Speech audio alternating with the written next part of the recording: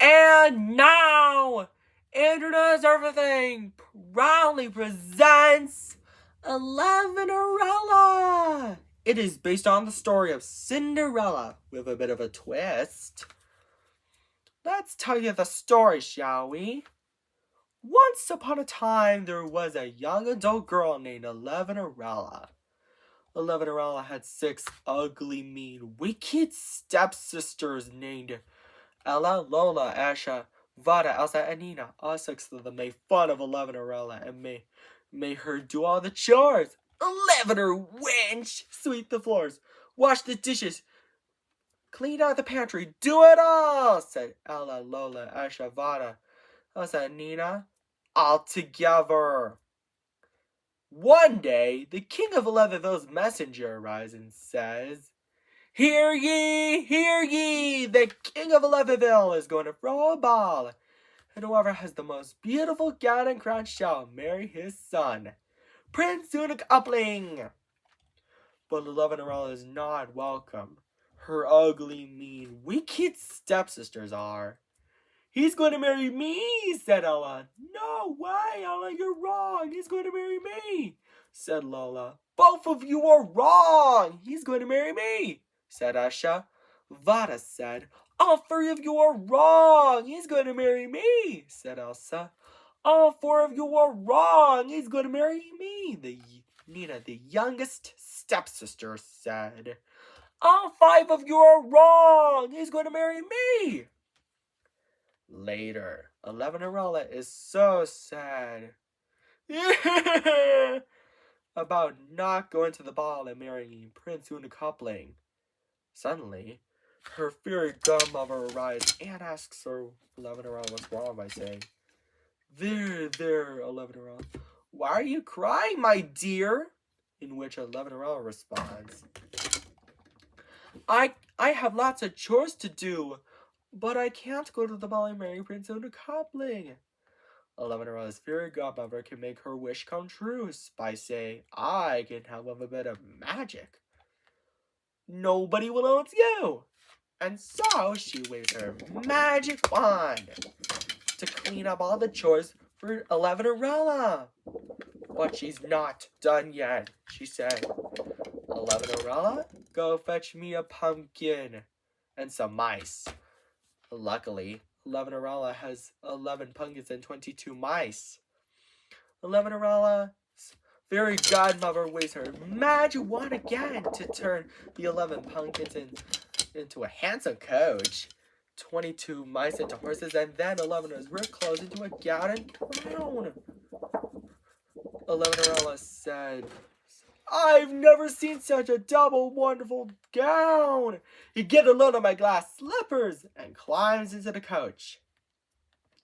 Her fairy godmother says, have fun, Elevenorella, my dear, but I will warn you. Return home before midnight, or the spell will be broken, and everything will change back to the way it was before. It gives her a clock to tell her what time it is, and so Elevenorella accepts the warning. Meanwhile, at the ball, the king of Elevenville says, Good evening, all.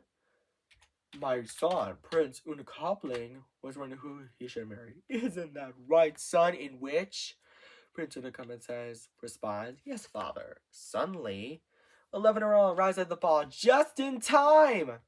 Ella, Lola, Asha, Vada, Elsa, and Nina say, He's walking towards me altogether, but he's not walking towards any of them. He's walking towards Elevenorella. May I have this dance? Prince Unicopling then asks, to which Elevenorella responds, I would be delighted. Prince Unicopling and Elevenorella dance happily together. But later, as Elevenorella checks her clock, and it's almost midnight, so she scurried out of the ball. And she was running so fast that she lost one of her glass slippers. Prince Unicopling was so worried and sad that he might never see Elevenorella again. The king of Elevenville comforts him by saying, There now, son. I think we'll be able to find Leverell, my dear daughter-in-law, and so the king of Elevenville and Prince Unicuddling began their journey all around the neighborhood to try to find Elevenorella and brought the glass slipper she lost with them. By the time they arrived, they knocked on the door of the house where Elevenorella, Ella, Lola, Asha, Vada, and Elsa and Nina all together live.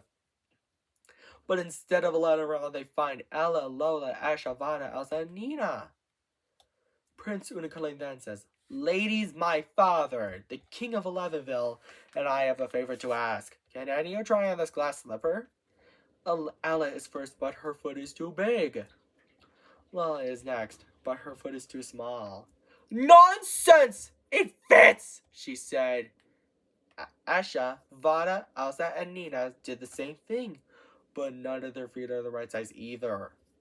Suddenly, the king of Elevenville and Prince Unicuddling noticed Elevenorel's sweet singing. She heard excitedly, overjoyed, "Prince Unicuddling and your majesty, is that you guys?" The king of Unicuddling says, "My dear daughter-in-law, we found you. Will you marry Prince Unicuddling?" To which Elevenorella hollered more overjoyed, "Yes!" And so, Elevenorella, the king of Unicuddling and Prince Unicuddling lived happily ever after. The end. I hope you enjoyed this story, interest doers. Don't forget to subscribe, like, and share, and introduce everything. And I've been debating on making the sequels a bit of tradition. So if you want to see maybe someday, or 1102, 11 wishes come true, something like that. And don't forget to subscribe, like, and share, and introduce everything, and buy our merchandise at introduceeverything.com. Take care. Bye. And now, introducers, Introduce Everything proudly presents 41erella. It is based on the story of Cinderella. Let's tell you the story, shall we? Once upon a time, there was a young girl named 41erella. 41erella had 8 ugly, mean, wicked stepsisters named Fiona, Ophelia, Ramona, Tina, Yadina, Una, Nina, and Alina. Fiona, Ophelia, Ramona, Tina, Yadina, Una, Yina, and Elena made 41erella do all the chores. "Sweep the floors, wash the dishes, do it all," said Fiona, Ophelia, Ramona, Tina, Yadina, Una, Yina, and Elena all together. One day, the king of Unquadragishtamlingham's messengers said, "Hear ye, the king of Unquadragishtamlingham is going to throw a ball, and whoever has the most beautiful gown and crown shall marry his son, Prince Unquadragishtamling." But 41erella is not welcome. Her stepsisters are. They argue over who will Prince Unquadragishtamling marry. Later, 41erella is so sad because she wanted to go to the ball and marry Prince Unquadragishtamling while doing chores, and her fairy godmother asks her what's wrong by saying, "Why are you crying, 41erella?" 41erella responds, "I can't go to the ball and marry Prince Unquadragishtamling." Her fairy godmother said, "I can help with a bit of magic." 41's fairy godmother waves her magic wand. Because of that, 41's chores are all done. But her fairy godmother is not done yet. She said, 41erella, go fetch me a pumpkin." Luckily, 41erella has 41 pumpkins. 41's fairy godmother waves her magic wand again to turn the 41 pumpkins into a handsome coach drawn by 82 strong horses, and then 41 is Rick Cousin dragged into a gown and crown. 41 said, I've never seen such an unquadrigentabletastic gown. Get a load of my glass slippers. 41's very godmother said, have fun, 41, but I would warn you. Return home before midnight, or the spell will be broken and everything will change back to the way it was before. 41 accepted the warning. Meanwhile, at the ball, Prince Unquadrigentabling was wondering who he should marry. Fiona, Ophelia, Ramona, Tina, Yadina, Una, Nina, and Elena all say together, he's walking towards me, but he's not walking towards any of them. He's walking towards 41 41 and Prince Unquadrigentabling dance happily together. But later, 41 realized it's almost midnight, so she scurried out of the ball, where she was running so fast that she lost one of her glass slippers. Prince Unquadrigentabling was so worried that he might never see 41 again. So he traveled all around Unquadrigentabling to find her and brought the glass slipper with him. By the time he arrives, he knocks on the door at the house where 41 and her ugly, mean, wicked stepsisters lived. But instead of 41 he finds Fiona, Ophelia, Ramona, Tina, Yadina, Una, Nina, and Elena.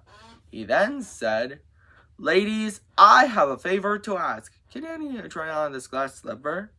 Fiona is first, but her foot is too big.